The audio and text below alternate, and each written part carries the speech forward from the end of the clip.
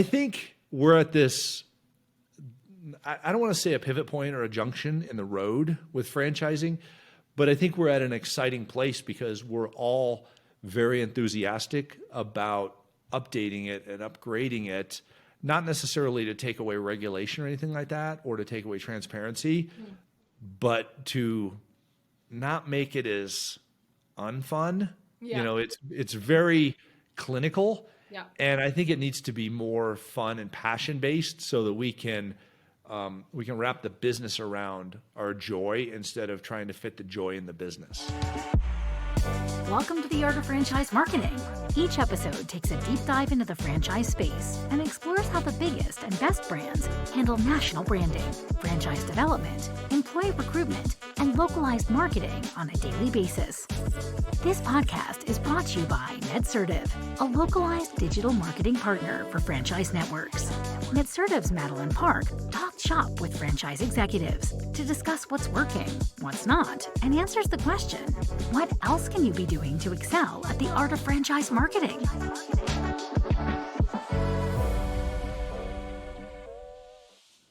Hello, everybody. Welcome back to the Art of Franchise Marketing. I'm Madeleine Zook, Director of Marketing at NetCertive.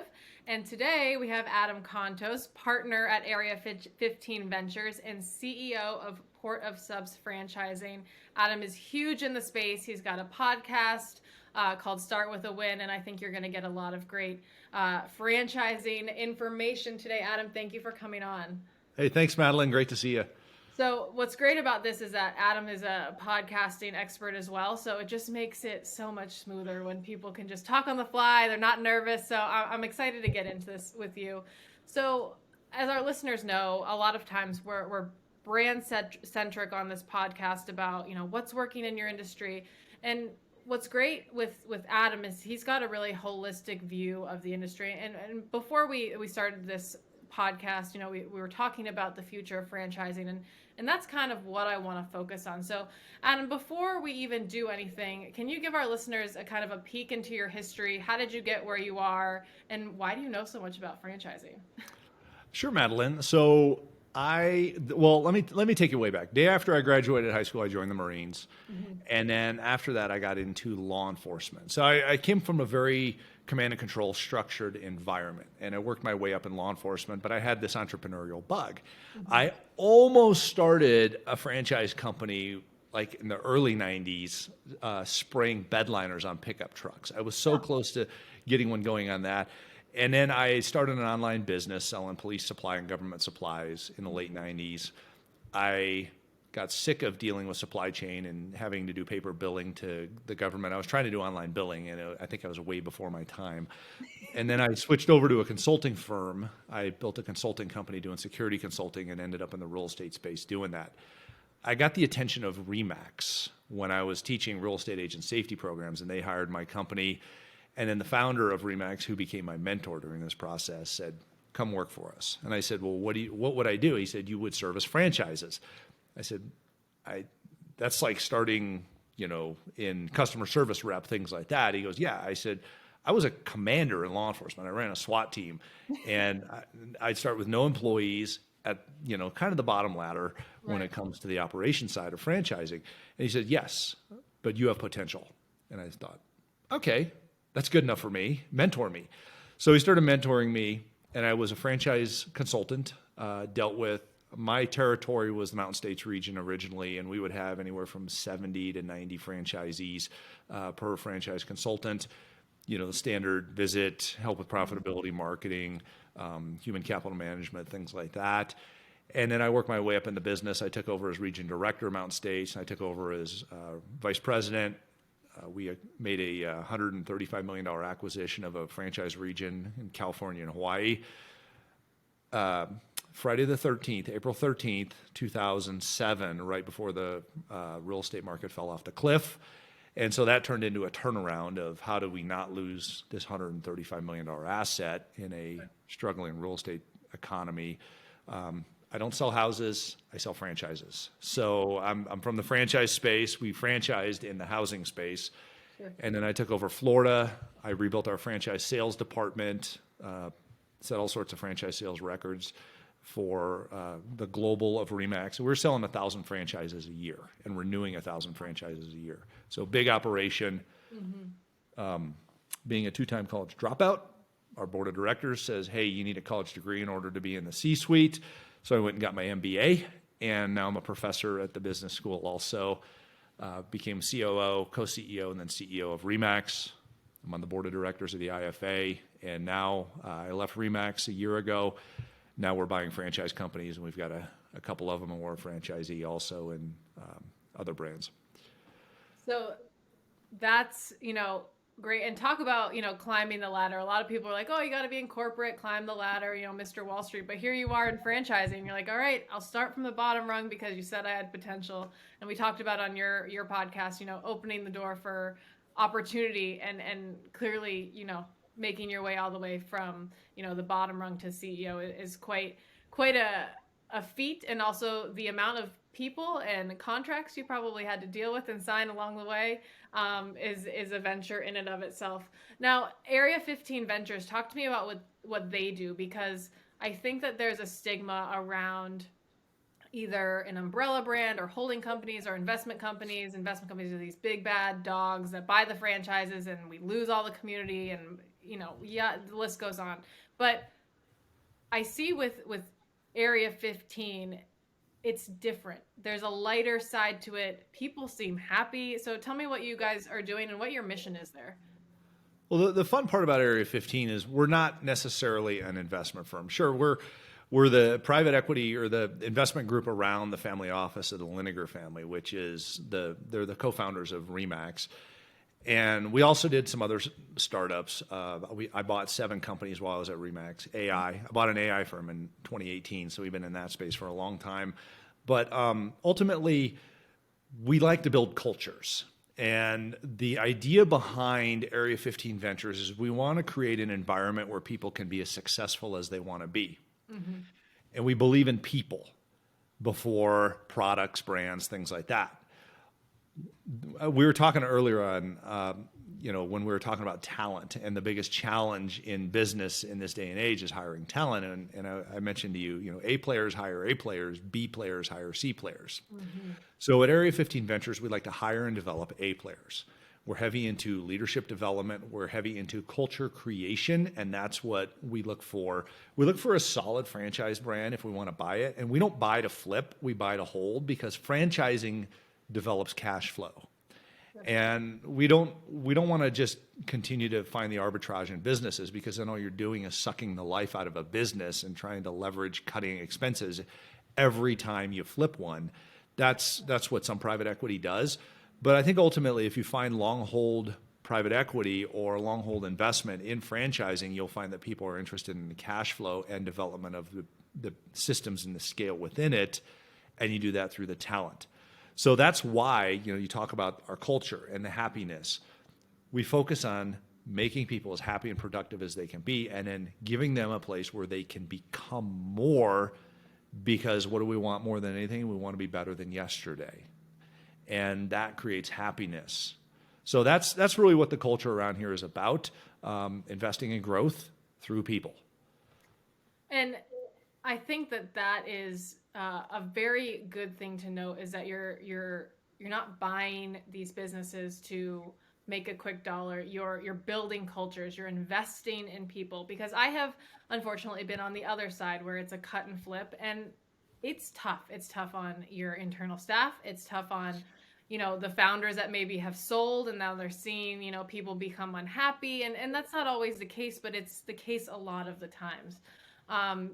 So I think that if you're a franchise out there looking to maybe have private equity backing, there is a big change between what Adam said, the long hold, and then the switch and flip, because that could really make or break your community. I came from a huge franchise community, and there was a lot of backlash after, the private equity buyout, because of how detrimental it was to the culture. So you talk about, building culture, building community. What does that mean? Because we see a lot of people, right? We've got a great culture. We do this, we do that. I give away trips to, our top 10 franchisees. But Adam, what does culture really mean to you? And I'm excited to hear about this because you come from such a stringent law enforcement military background, which people don't necessarily assimilate the two there. So how did you come about to understand and create, these work environments that people not only want to work, but they want to live in? That's a great question. And a lot of people look at life as kind of two different environments. They look at it as work and not work. When ultimately life encompasses about 8 different aspects. Work is just one of those aspects. And if we're miserable at work or we're miserable in any of those others, let's say at home, let's say you're struggling with your spouse, partner, friend, or just loneliness or something like that. Let's say you're struggling with your finances or your faith or your health or your nutrition or your kids or who knows what it is. But ultimately, these struggles bleed into these other aspects of our life. And we believe that if we build a great person at work and we talk about these others, and it's been very taboo to talk about personal life and business in the past, but we're not afraid of doing that. We have company parties. We want to make sure people understand they have an EAP and they have someone to talk to. But ultimately, we want you to have a friend at work and a place that you can put a smile on your face and share that smile with the customers. It's about the experience. So if we look at if we look at our employee experience, it affects our customer experience. Our customer experience affects our top line. Our top line obviously affects our bottom line. So when we tie all those things together, if we can create great customer experience, it gives a greater experience, a great employee experience, it gives a greater customer experience, and that grows the business. I also mentioned to you when you and I were talking offline about we have some franchisees that have a waiting list of employees. Why? Because of the culture. Now you asked, how do you develop culture? Where does culture come from? Culture comes from the actions and attitudes of the leaders. It's not something you can say, here's our culture, go live that. It's something where you say, watch me live our culture and mirror my actions and attitudes. So culture is something that we do based upon mirror neurons. If we see a leader who's pounding the table and yelling at people in an employee meeting, guess what? Our employees are going to be pounding the table and yelling at each other, and it's going to be an abrasive, abusive environment. But if we have a leader who opens with, hey, here's our values. We're a kind organization that's fair to people, but has accountability, and we want to be the best that we can be. Let's raise the bar every day. Let's perform to the maximum. Let's be obsessed with our customer outcomes and results, and be obsessed with our internal outcomes and results as well. If the leader is saying and doing that and walking the walk, that will form the culture, and the employees will act that way. And therefore, the customers will see it. Ritz-Carlton's a perfect example of it. Ladies and gentlemen serving ladies and gentlemen. What they do internally affects their customers, and they don't accept people who aren't willing to want to be part of that. It's, sorts itself out relatively quick. But if you hold on to the wrong people, all you're doing is driving down your culture. We won't hold on to the wrong people. We will attract the right people and help develop them to be bigger, better, stronger, more joyful in their business. So that's really kind of what it comes down to. And I think a good point there is, and I know a lot of franchisees, my husband came home the other day and was like, my day was a 1 out of 10 because we like to rate it because I have, one of our businesses only has a few employees, kind of truck in a truck type thing. And he said, they're both C players and I can't afford to just cut them and bring in an A player. And it seems like I just keep getting C players. And to your point, Adam, is maybe the C player isn't the person you build to an A, but maybe you find a B and build them to an A. You have to engage, you have to invest in your employees and be the leader to show them how to do that. You bring up the Ritz-Carlton. My dad and I run a business trip together, a little while ago, and he had, his notorious Coca-Cola, which he's always drinking, and we had an employee say, wait, sir, wait, runs inside, comes back out. You can see he's sweating and brought my dad a cold Coke because he realized the can didn't have condensation on it, which means there's no way that soda, is going to be refreshing to drink. So we're talking about, and that's a story we'll tell probably the rest of our lives. So, finding the people that want want to do that is super important. And now I'm bringing it back to, because my brother is in law enforcement and my dad is, entrepreneur and in corporate. And a lot of times I see them go head to head because you've got an entrepreneur with someone who, and I don't want to say follower, but someone who really enjoys the pre-made structure, right? How were you able to make both of those work? And I know that works very well in franchising, but for you personally, how were you able to combine the two? Because to go from, leading a SWAT team to, I think I want to start this spray bed liner franchise, seems like people would not be able to marry the two. So talk to me a little bit about that personal journey of being able to make both wanting the systems and wanting to create the systems work. Well, it's funny because, when you talk about law enforcement, you're right. It is a system and a structure. They have a standard operating procedure. They have a policy and procedure manual. And those two things are the Bibles for their business. And if, obviously you have the laws, we call in Colorado is called CRS, Colorado Revised Statutes. And the way that you do business is based upon the functionality of those items. And a lot of people were so rigid within those that they couldn't find joy in delivery of those items. Mm-hmm. But ultimately, it's a people business. All right? Law enforcement is a people business. You show up someplace, typically because someone called, or maybe you saw something going on, somebody to communicate with.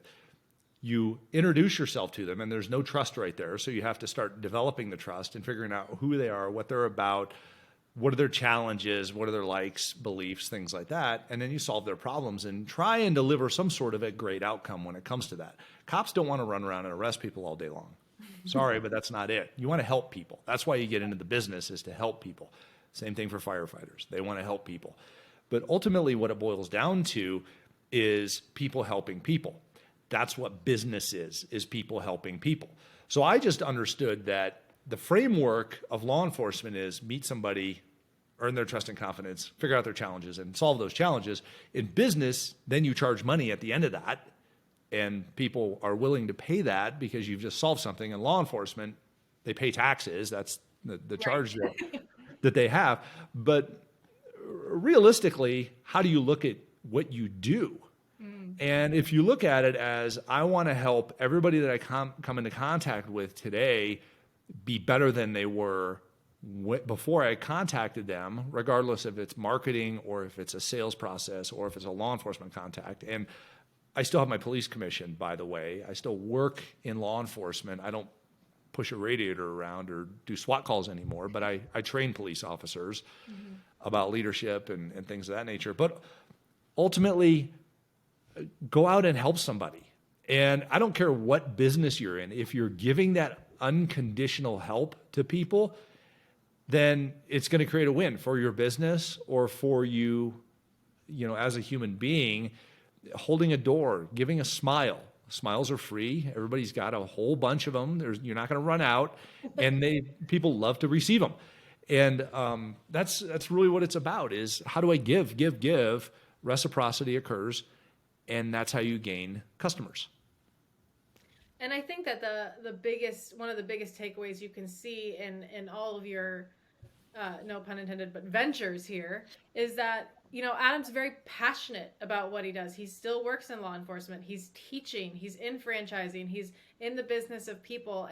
And to your point, Adam, it's, your passion is in helping people, and that's probably why we jive so well, because one of my biggest life mottos is, I can't be the best person unless I'm helping the next one. And that really falls into a lot of what makes business tick. I met with one of the mediators for Google and Yahoo, and I said, when you're getting people in a room that are constantly fighting over millions of dollars, they're just not going to meet in the middle. How do you make that work? And he said, well, the first thing is, know the facts better than anyone else, right? Know your business better than anyone else. And when you go in there, you have to kind of peel apart the layers and figure out, what do they really want at the end of the day? Do they want, whether it's money, do they want freedom? Do they want, help? And once you're able to peel back those layers, then you can finally try and find that solid ground where people can work together on. And I think that is a constant theme that we often lose sight of, because there's always this fancy marketing strategies, new software. And at the end of the day, it's what do your customers want? What do your people want? And what do those leaders want with those together? So I think that's super important. Now, before we get to, our final question, Adam, I also want to ask, you're on the board of the IFA. You've seen franchising from the ground up. Where do you want to see franchising go in the future? We've talked about this offline of, it seems like the digital advertising world is always sell, more franchisees, buy from me. But we see franchising from a different view. So where do you want it to go, and what are you doing to help it get there? So we're actually going through a lot of different discovery of that right now on the board of the IFA and in the IFA, because every so many years, the Federal Trade Commission, and franchising is a regulated industry because it is a structured investment, according to the government. They created what are called the franchise disclosure documents, which have been around since the 60s and 70s. And Madeleine, you're well aware of that. And I think a lot of these are more important than my marriage license. Totally. Yeah. I mean, it's literally, you screw up the FDD and you can go to jail. So, I mean, it is a structured, regulated space. But the IFA is working with the Federal Trade Commission, because the Federal Trade Commission is in a review period of, okay, what is franchising supposed to look like? Mm-hmm. And we're trying to, I guess you could, put air quotes around modernize it or something like that. I hate the word reimagined, but because, I mean, ultimately somebody has to own what's going on. So if we run around in Imagine Land, we're not going to get anything done. But what we're trying to do is make it a little more up to date and simplified. So instead of using a fax machine, we're going to use email, things like that. I mean, just how do we create an environment where franchising fits for now? And when you look at what do I think franchising should be, instead of just a function of brands, and when you drive down a strip mall and see a whole bunch of different franchise brands, or you see the franchise space, which has thousands of brands around the world, it should be, instead of brands, it should be opportunities. So what are the opportunities in these different spaces? Because I know people who have quit really good jobs. I know a guy who was a business professor, and he quit his job being a business professor to go own a franchise washing trash bins, the one you drag to the curb that the trash company comes and gets. And he loves it. And he's so glad he did that, because it's an opportunity for him to create the success that he wants to create. We've got an environment right now in culture, and I don't want to say in the United States because this is global, where people don't necessarily want to work for a corporate environment. There are some that do, but there are a lot that want to be their own boss. So they're either willing to be an entrepreneur and start a business, or if you're looking to just replace your paycheck, that's great. You can do that in franchising also. You can buy a paycheck where you basically pay yourself through your franchise model, or you can create an asset that grows and continues to pay you dividends over time. And that's by scaling a franchise system, kind of like what you're doing, Madeleine, with multiple brands, multiple regions, things like that. So really, I like where franchising is at right now, because it's a great framework, but I think we can improve it to make it a little more, it's super transparent, that, but it's almost too transparent because it's overwhelming with the transparency and the FDD. I think it needs to be more conversational. And you look at, like large language models, ChatGPT, things like that. I'd be interested in loading an FDD into that and saying, tell me the story of this brand in an easy to understand, yet very aware type description, and see what it comes up with. And I think I might try that one of these days. I was going to say, let's do that together and see what it says. Yeah, let's do it. But I think we're at this, I don't want to say a pivot point or a junction in the road with franchising, but I think we're at an exciting place, because we're all very enthusiastic about updating it and upgrading it, not necessarily to take away regulation or anything like that, or to take away transparency, but to not make it as unfun. Yeah. You know, it's very clinical. Yeah. And I think it needs to be more fun and passion based so that we can wrap the business around our joy instead of trying to fit the joy in the business. I love that. And that is going to be the pull quote, like we talked about, of the day, you know, not having to retrofit joy into the business, but the other way around. Adam, thank you so much for coming on. And we're going to end with everyone's favorite question, which is kind of a two-parter. And I guarantee you everyone's going to, you know, listening ears for this one. You can tell I have a 6-year-old. But if you had a piece of advice to give to a franchisee, what would that be? And if you had a piece of advice to give to a franchisor, what would that be? My biggest piece of advice is, and let me set it up first. People get into a franchise system and they go head down and they stop growing themselves and they go do. And a lot of that is you become an owner operator for at least a period of time and you learn the business. But what you stop doing is learning. Mm-hmm. I live by a phrase of leaders learn, learners lead. So what you want to do is you want to be a leader in your business. Even if you're a solopreneur, a solo operator, one person in a truck or whatever it is, and you're trying to get your franchise off the ground, get to cash on cash or something like that, give yourself time to get better and give yourself time to learn. And ultimately, it comes down to the phrase, be a sponge. My mentor told me one time, be a sponge. And I said, great, I'm going to go out and learn as much as I can. He says, no, that's only half of it. The other half is giving it back.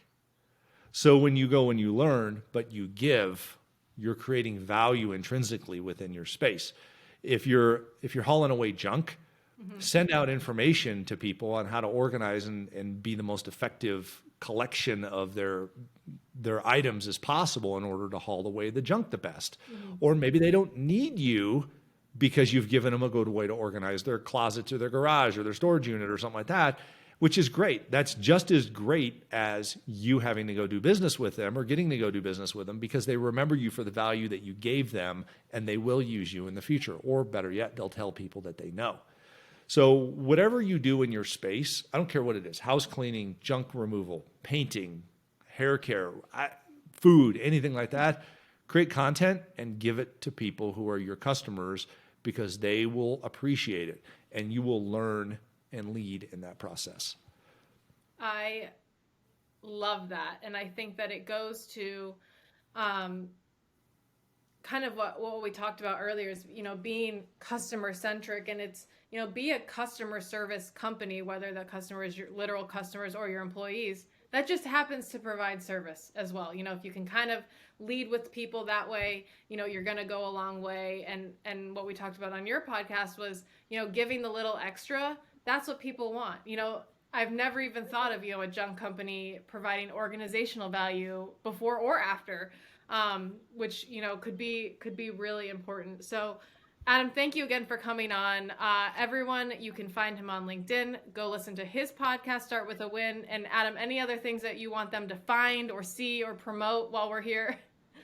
Yeah, just take a look at adamcontos.com. I'm about to be releasing The Leadership Factory, which is a 9-week online course on the soft skills of leadership. I think it's great for franchisees and franchisors to understand emotional intelligence, emotional maturity, customer engagement, creating actions in your business, things like that. It's stuff that's not taught in business school that I wish I'd learned there. So go check it out at adamcontos.com. That's great, and I will definitely be reserving my seat. And check out Adam and the IFA for everything they're doing to propel franchising forward. And everyone else, have a great day, and we'll see you on the next episode of The Art of Franchise Marketing. Thanks for listening to The Art of Franchise Marketing. This show is brought to you by NetCertive. We help franchise brands and multi-location businesses run localized digital marketing at scale. To learn more, visit netcertive.com.